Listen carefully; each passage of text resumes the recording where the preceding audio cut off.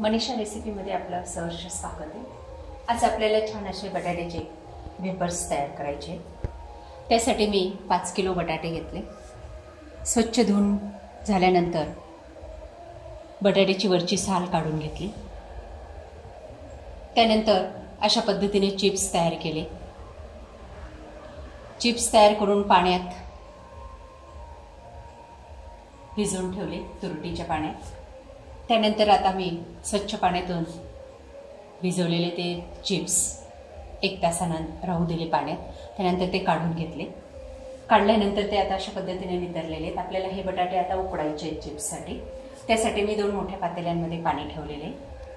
त्या पाण्यात आता मी चवीनुसार मीठ टाकते, कारण की आपल्याला खारट चिप्स छान लागतात।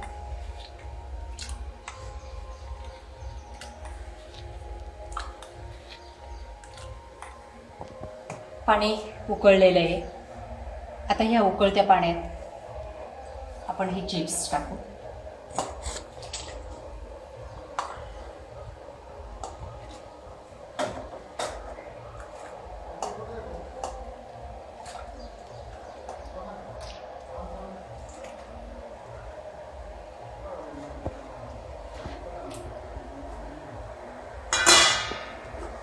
त्यानंतर या पातेल्यात आपण हे चिप्स टाकू।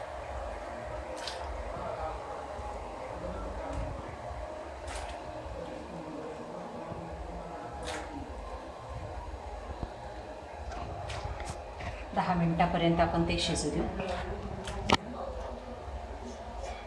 बटाट्यांचा रंग बदलला की शिजले असं समजायचं।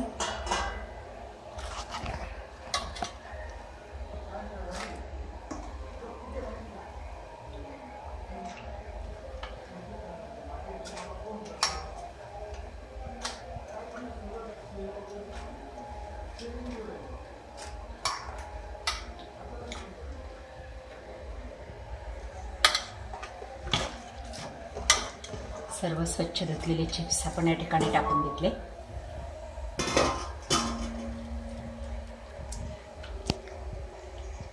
आता हे वेफर्स आपण मीडियम आचेवर 10 मिनिटापर्यंत शिजू द्यायचे। 10 मिनिटं झालेले बघा। आता छान अशी उकळी आली आणि बटाट्याचा रंगही बदललेला आहे। अर्धवट शिजले ते।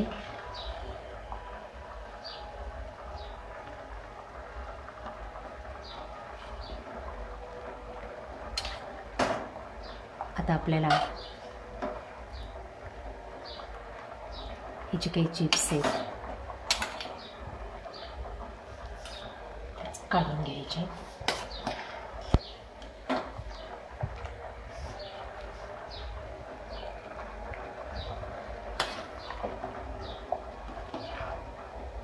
पाण्याला आता उकळी येईलच। छोट्या पातेल्यातनं पटकन उकळी आली। आपण ते नितळेपर्यंत हे सुद्धा होते, हे सुद्धा शिजल्यासारखे वाटत आहे। आता मी हे गॅस बंद करते आणि त्याच्यातले चिप्स हे काढून घेते। तोपर्यंत हे पण शिजतील। 2 पातेल्यात मुद्दामच टाकले जेणेकरून पटकन होते।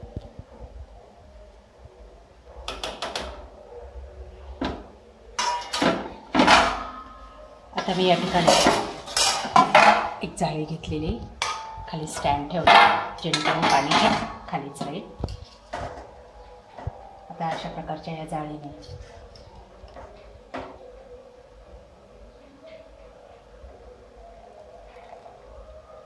हे जे काही चिप्स आहेत ते आपण काढून घेऊ।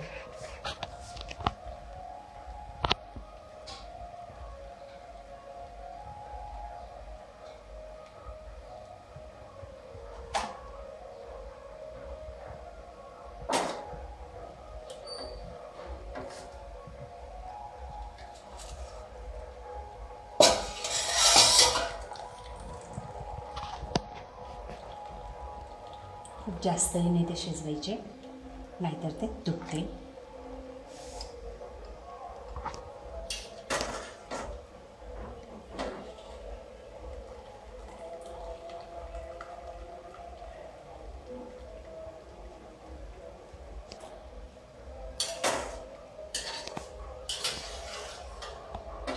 वास पण येतोय बटाट्याचा.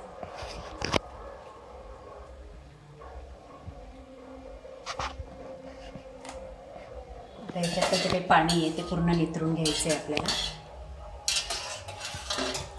आणि त्यानंतर हे जे काही चिप्स आहेत ते आपण साडीवर वाळवणार आहोत. सर्व चिप्स काढायचे. अशा प्रकारे केलेले हे वेफर्स वर्षभर टिकत असतात. छान असं ऊन दाखवून आता ते सावलीत टाकायचे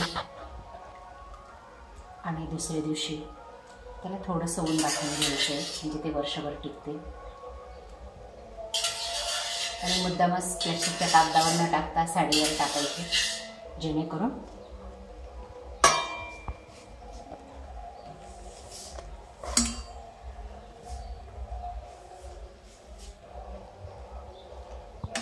बघा आपले वेफर्स वाळवण्यासाठी रेडी आहे.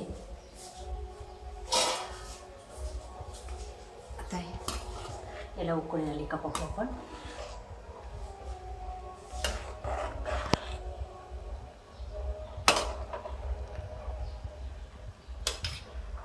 थोडं 5 मिनिटाला राहू देऊ, अजून उकळी यायला वेळ आहे.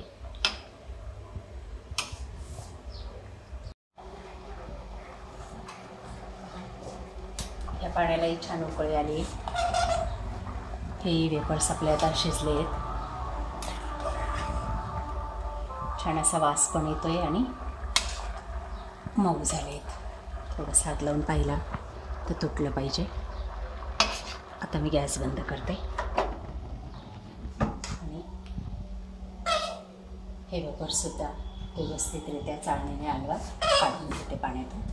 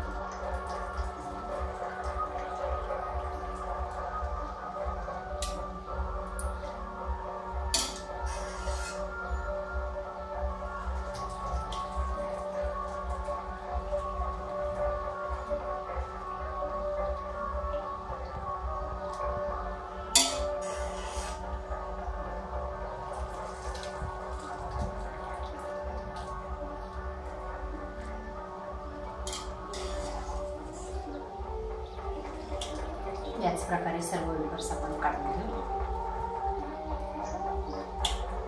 आता हे वेफर्स आपल्याला साडीवर सावलीतच वाळवायचे.